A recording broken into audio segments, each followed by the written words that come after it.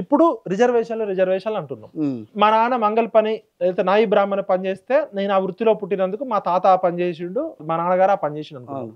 నేను చదువుకొని ఒక జర్నలిస్ట్ అయినా, నా వృత్తి మారింది. నాయి బ్రాహ్మణ కమ్యూనిటీలోకి కమ్మోళ్ళు, రెడ్డోళ్ళు, బ్యూటీ పార్లర్ బిజినెస్ లోకి మారోళ్ళు వచ్చారు. అందరూ ఉన్నారు. ఆదాయం దేనిలోకి వస్తే అందరు వచ్చారు.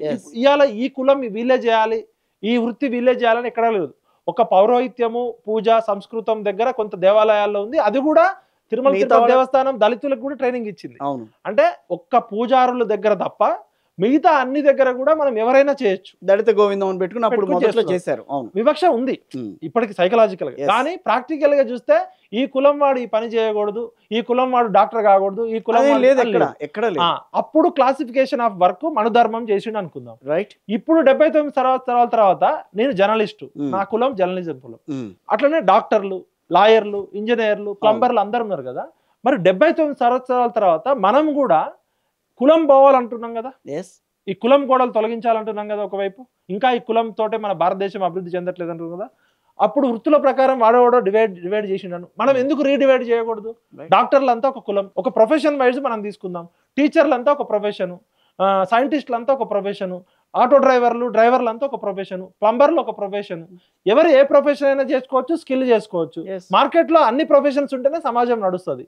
మరి అలా ఇన్ని రకాల ప్రొఫెషన్స్ మన చట్టసభల్లో, అసెంబ్లీలో, పార్లమెంట్లో, రాజ్యసభలో అన్ని రకాల ప్రొఫెషన్స్ వాళ్ళు ఉండాలి కదా. ఉండాలి. ఇప్పుడు ప్రజలందరికీ ఏం కావాలి? ఫస్ట్ వైద్యం కావాలి అంటే వాడు బతుకుండాలి కదా.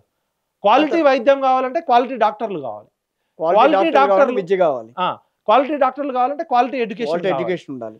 మరి ప్రజలందరికీ నాణ్యమైన విద్య కోసం ఇప్పటికీ సస్తున్నాం మనం. ఇలా 1,00,000 రూపాయలు సంపాదించిన మీనైనా నేనైనా సగం 70% మన పిల్లల విద్యకి వైద్యానికే పోతుంది. దానికోసం అప్పుల పాలు చేస్తున్నాం ఇప్పటికి కూడా. అంటే వైద్యము, విద్య అనేది చాలా కీలకం. సెకండ్, లైఫ్ స్కిల్స్, ఉపాధి. అందరికీ గవర్నమెంట్ జాబ్ ఇవ్వలేదు. లైవ్లీవుడ్స్ అన్న క్రియేట్ చేయాలి, ఎంటర్‌ప్రెన్యూర్‌షిప్ అన్న క్రియేట్ చేయాలి, ఉపాధులు కల్పించాలి. అంటే వైద్యము, విద్య, ఉపాధి. తర్వాత జస్టిస్, సామాజిక న్యాయం అందరికీ అందాలి.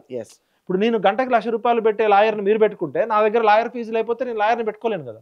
అందరికీ న్యాయం కూడా అందాలి ఉచితంగా. నాణ్యమైన వైద్యము, నాణ్యమైన విద్య, నాణ్యమైన ఉపాధి, అడక తినకుండా పనిచేసే చేతులకి పని కల్పించాలి. న్యాయం కోసం పోరాటేటోడికి ఉచితంగా న్యాయం అందించాలి. ఈ 4 అందిస్తే ప్రజలు ఎప్పటికీ దేన్ని అడగరు కదా. ఈ 4 ఎవరు అందించాలి? ప్రభుత్వాలు అందించాలంటే చట్టసభల్లో ఎవరు ఉండాలి? ప్రజాప్రతినిధులు ఉండాలి. వాళ్ళు సరిగ్గా దాన్ని ప్రజలందరికీ విద్య అందించాలంటే ఒక విద్యావేత్త, విద్యాశాఖ మంత్రి రావాలి కదా.